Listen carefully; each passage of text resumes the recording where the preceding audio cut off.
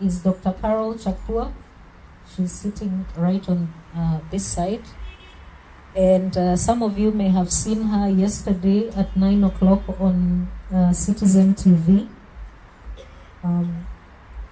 She's, maybe if you didn't see it, you can check it out online. She's worked with children with issues of truancy. How many of you know what truancy means? Truancy. Okay, only the psychologists seem to know what truancy means. So that means we need to teach people what that means. Yeah? So truancy just means kids who are having issues with school. Juvenile delinquency and just indiscipline. Eh? The one we keep seeing of children burning schools. Yeah? That is what is, that other fancy word is about indiscipline. She's a mom, she's a psychotherapist and a parenting coach who is passionate about parenting, emotional wellness, and quality education.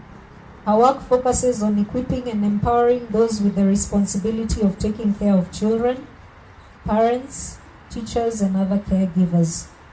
Through training, counseling, and coaching, she provides caregivers going through different work stages and phases of their parenting journey with a safe space to work through their unique situations so that they can parent with wholeness, purpose, and confidence.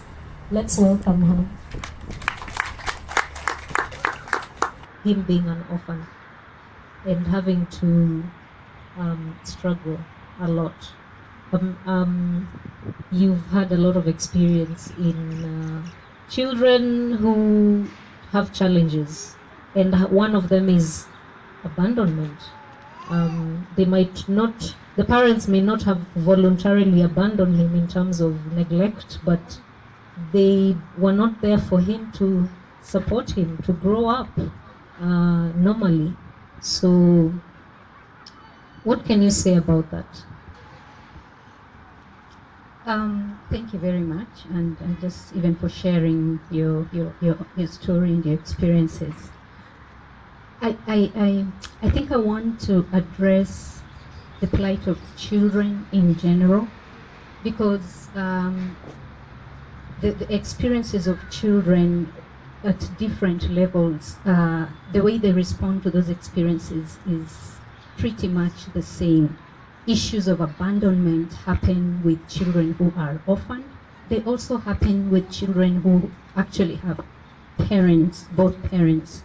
And more and more we are finding that children in different spaces are in need of care and protection, whether or not they have both parents living with them.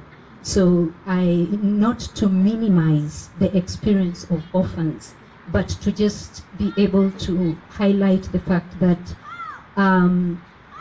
children are undergoing experiences as a result of being under caregivers that are not equipped. Okay, caregivers that have their own issues, that they have their own experiences, and therefore, at the end of the day, the clients, initially my clients were adults, but 90% of the issues had to do with their upbringing and the experiences in which, whatever it is that was bringing them there. So allow me to address just the plight of children in general, and the fact that from a perspective of looking at those children, and the fact that we do have a lot of skills that we are giving caregivers and telling them this is what you can do with your children. These are the tools you can use for discipline. When a child behaves this way, then this is basically what the consequence that you should give. But what I have realized is that you sometimes you're giving those tools to people who are not yet themselves okay enough to use those tools. And so, because the parents themselves or the caregivers, and for me it's not just parents, like direct parents, but I'm sure as an orphan, Rakesh, you had people take care of you. Were those people equipped? And did they have tools? And if they did have tools, were they able to use those tools from a space of wellness and a space of wholeness. So for me, the need I am seeing more and more is to give, not just to give information to caregivers and the people who are taking care of, whether it is orphans or children or teachers who are taking care of students and pupils in school, but to more focus on the caregivers themselves and help the caregivers have a higher level of self-awareness. Because the frustration is that we are sometimes focusing on working with children, then we take them to the same system that contributed to the issues that they're having, the issues of truancy, the issues of indiscipline, the issues of oppositional behavior or rebellion. I mean, we've seen a lot of that even in the media.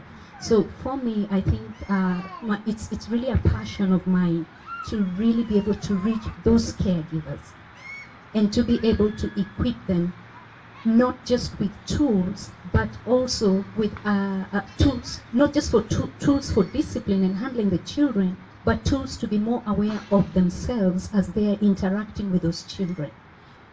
Be more aware of themselves in terms of, am I carrying issues from my past, for example? How am I showing up right now? Is it an issue to do with exactly what the child has done? Or have I been triggered by something that happened to me in the past? Or am I being triggered by something that's happening in the present for me? My stresses at work, how am I handling them? And how is that coming? And our friend here talked a lot about how his own personal stresses would cause him to react to the wife and to react to the children. So you react to the child and you're passing on the anger, you're passing on those negative experiences to the child, and they in turn will do the same to their children, and so it becomes a cycle.